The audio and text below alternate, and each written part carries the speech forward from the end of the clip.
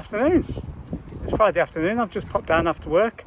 I managed to get the polytunnel frame put together on Thursday night, but by the time I'd got going, it's starting to go dark and I couldn't film anything. So I'll show you what I've got done now. I'm just fixing the baseboards to it, and I'll talk you through. I'm going to get it in the ground. That's the frame. It's only a cheap frame. It's really thin wall. I think it's 3/4 of an inch, 19mm, and the wall thickness isn't very good, so you can't really over tighten it. But what I've just done here, I've got some P-clips fastened around that base rail, and I've just cable tied some wood on to the little poles that are sticking through. So we've done that all the way along this side. I'm going to do the same on that side. Then I'm going to pop the cover on and work out the width that I need to cut the back and front sections to. Because I've noticed on quite a few of these polytunnels, as people have been building them, they're not exactly the measurements that they say they are. So I don't want to start cutting pieces of wood and fixing it in, only to find out it's an inch too short or a couple of inches too long. So I'm just going to get this last piece of baseboard on, then I'm going to get the cover out, lift it over and have a good measure. Down the plot for about 2 or 3 hours this afternoon. I've got the tunnel in, I've got all the baseboards in, I've put a door frame at the one end, I've made it the same width as one of my paving slabs, so I'm going to run a path up the middle. I've put support posts in, 3 along each side, and then at the back I've put a support post. I've just put 2 cross braces, and that section's really strong now, so that should be able to handle anything the weather throws at it. So I've just got to concrete these 2 poles in just to give it a little bit more stability, and then I'm going to get the cover on and buy some battens to hold the cover down. But at the moment it's looking okay. Hello and welcome back to the Weekend Gardener. It's mid-April and today I'm going to be continuing work on the polytunnel, but before I get onto that I've got some tomatoes that I need to pot on, and I've got some seeds that I want to get sown. So I'll just show you the tomatoes and then I can get on with it. So these are the tomatoes that Gang sent me, and as you can see the germination's been pretty poor. There was 4 of each variety. 2 I've had no germination whatsoever, and the rest I've only got 2 plants out of each, but 2's better than none. So we've got Dirty Curtie, Accordion Cherry, no Great Scott, the Chuppa Chumps, 2 of those have come up, and Eagle Smiley, nothing on those. I've also got some tomatillos on this side, and some Cape gooseberries here that I'm going to pot up as well. So that shouldn't take me too long. I've got my mixture already done. It's 50% homemade compost, 50% shop bought. I've just put some perlite in there and a little scoop of charge. I've got all my pots ready, so I'll just get those done now. What a difference 24 hours makes. It was a lovely sunshine yesterday, and today it's around about 7 degrees and we're having light rain. So it's not ideal for being outside, but there's a lot of plants that I need to get moved on. I've got some aubergines in the greenhouse which need to go in the ground, but to get them in the ground I need to move the seed potatoes. So I think I'm going to start by putting the seed potatoes in. Then I'm going to plant the aubergines, and then there's plenty of onions that could do with getting out. They're in the pots, and all the roots are coming through the bottom, and I think they're suffering a little bit. So I'm going to try and get them into one of the beds. So there's a big day of planting. I shall also, a little bit later, show you the seeds that I sowed yesterday. There was a lot of distractions yesterday, people coming up to the plot and asking me questions, as I'm now site secretary. So I spent a lot of time sorting other people out, didn't have much time to myself. But I'll show you the seeds, and I'll show you later what I've got in the little grow room in the shed at home with all the tomatoes and chilies. So without further ado, let's get on with that. As you can see, some of the aubergines or eggplants are starting to produce flowers, and they're suffering in these pots, so I'm going to get them moved on. But before I can do that, I need to clear this area because I'm going to put them in this bed. Once everything's out of the way, I'm just going to get up a few of the surface weeds. and then I'm going to get my potatoes in. I'm going to try for a no dig potato method this year. I've not done it before. Last year I dug big trenches and dug them in. It's a bit of a job digging them out, so hopefully this will be a little bit easier. I've picked out my 2 beds that I'm going to put the potatoes in.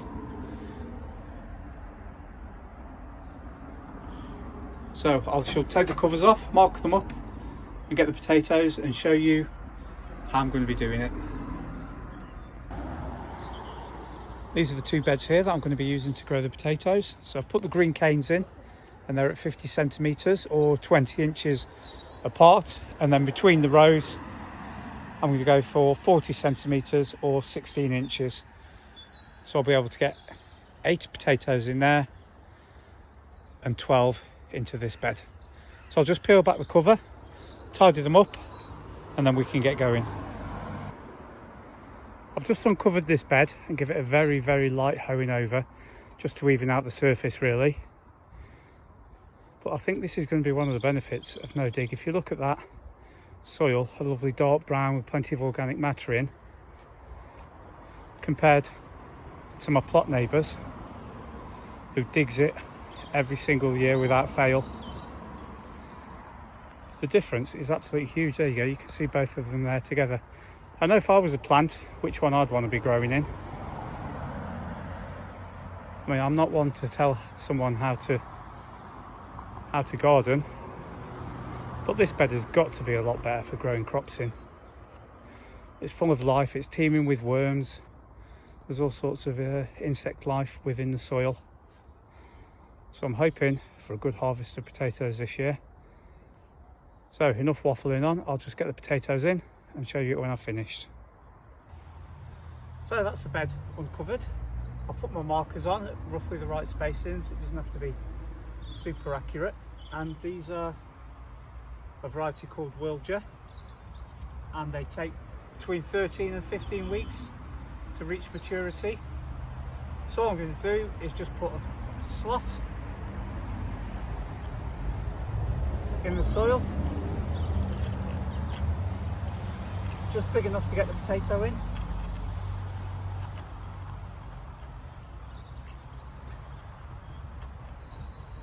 I'm going to go down the depth of the trowel.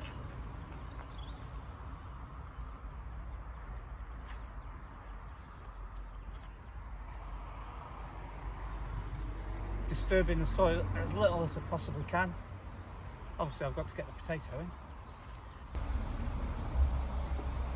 And then I'm going to place it in with the chits facing upwards.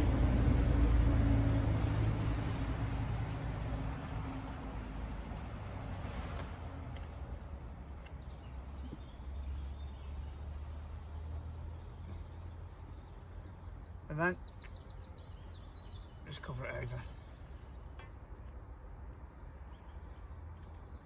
Minimal soil disturbance. That's the first bed of potatoes in.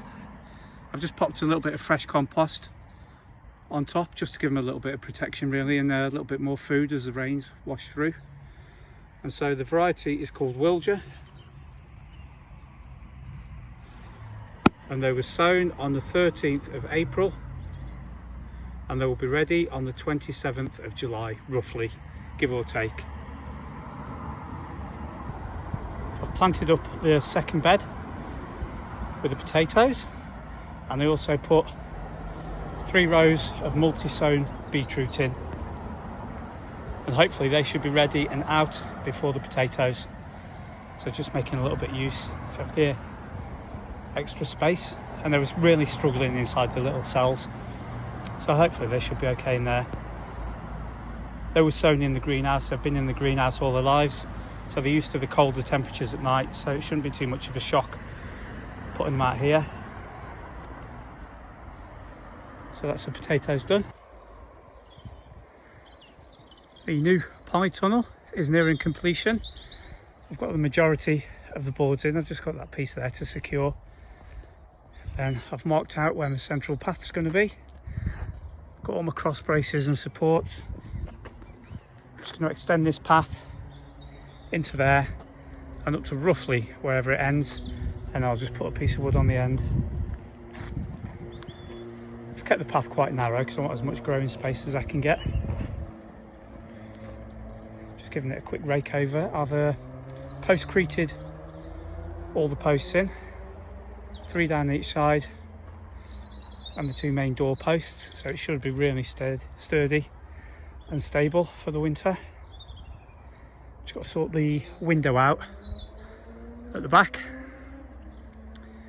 and then I'll be ready to put the cover on. Right, I'm going to quickly whiz off home and we'll have a look inside the grow room. A quick look at the chilies that I've got growing in the grow tent indoors. A lot of these have started to produce flowers. They're a lot larger, the ones outside in the shed, but it's probably because the temperature is a little bit better. It's more constant. But again, these are dying to go out. There's a couple of sunflowers there and a few flowers. But hopefully in the next couple of weeks, I should be able to get these up to the allotment and get them planted. But for now, I'll just keep taking off the flowers as they come. Before I sign off this week's video, just thought we'd have a quick look in the growing room in the shed.